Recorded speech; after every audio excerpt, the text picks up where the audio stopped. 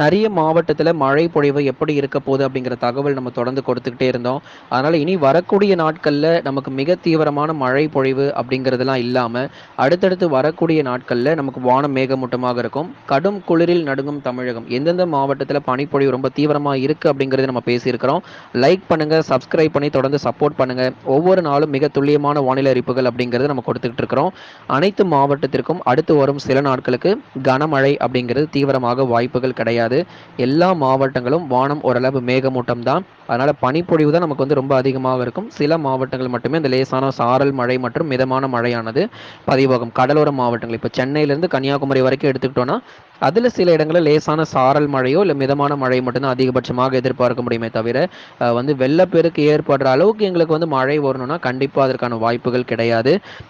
7 மாவட்டங்களில் மட்டும் இந்த மாத இறுதியில் உங்களுக்கு மிதமான மழை கொடுத்துருக்குறோம். திருநெல்வேலி, தூத்துக்குடி, ராமநாதபுரம், கன்னியாகுமரி, விருதுநகர், அதைத் தொடர்ந்து தேனி, தென்காசி இந்த மாவட்டத்திற்கு மட்டும் உங்களுக்கு இந்த 7 மாவட்டங்களில் இந்த மாத இறுதி ஜனவரி மாத இறுதியில் உங்களுக்கு வந்து மிதமான மழை மட்டும் எதிர்பாருங்க. மற்றபடி நமக்கு மிக கடுமையான வெள்ளப்பெருக்கு ஏற்படுற அளவுக்கு மழை கிடையாது. ஆனால் இந்த லேசான மழை மிதமான மழை அப்படிங்கிறது பரவலாக தொடர்ந்து நீடிக்கக்கூடும்.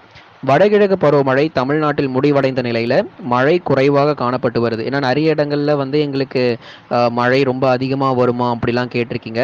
நமக்கு எல்லா இடங்களிலும் நமக்கு மழை பொறுத்த வரைக்கும் குறைவாக தான் இருக்குது. எந்த இடத்துலையும் நமக்கு மழை ரொம்ப தீவிரமாக வாய்ப்புகள் கிடையாது.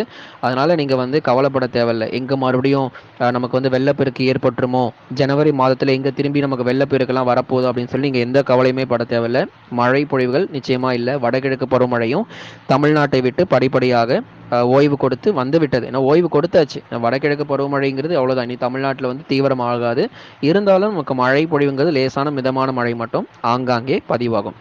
இந்த வருஷம் நமக்கு வந்து மார்ச் மாதத்திலிருந்து உங்களுக்கு கடும் வெப்பம் வந்து அதிகமாக போகுதுங்கிற எச்சரிக்கை தினமும் உங்களுக்கு கொடுத்துக்கிட்டு இருக்கிறோம். ஏன் ஒரு விஷயத்தை நம்ம திரும்பி திரும்பி நம்ம சொல்கிறோம் அப்படின்னா அந்த அளவுக்கு நமக்கு ஆபத்துகள் பின்னாடி இருக்குது. ஏன்னா மழைனால மட்டும்தான் நமக்கு ஆபத்து வரும் அப்படிலாம் கிடையாது.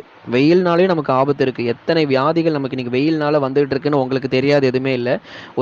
ஒரு வெப்பநிலைங்கிறது சராசரியை விட அதிகமாகும் போது அதனால் வரக்கூடிய பல விளைவுகள் உங்களுக்கே தெரியும். அதனால தான் இந்த வெயில் வர்றதுக்கு முன்னாடியே உங்களுக்கு எச்சரிக்கை கொடுத்துட்ருக்குறோம். ஏன்னா பொதுவாக வந்து எல்லாருமே சொல்லுவாங்க மே மாதத்துல தான் வந்து அதிகமாக வெயில்லாம் வரும் அப்படின்னு சொல்லிட்டு. அதுக்கான வாய்ப்புகள் இந்த வருஷம் கிடையாது. இந்த சீக்கிரமாகவே வெப்பநிலைங்கிறது அதிகரிக்க தொடங்கிடும். மார்ச் ஏப்ரல்லேருந்தே கடும் வெப்பம் வந்து பதிவாகும். குறிப்பாக சென்னை போன்ற இடங்கள்ல நல்ல ஒரு கடுமையான வெப்பம் அப்படிங்கிறது பதிவாக போகுது. மிகுந்த கவனமாக இருங்க, எச்சரிக்கையாக இருங்க.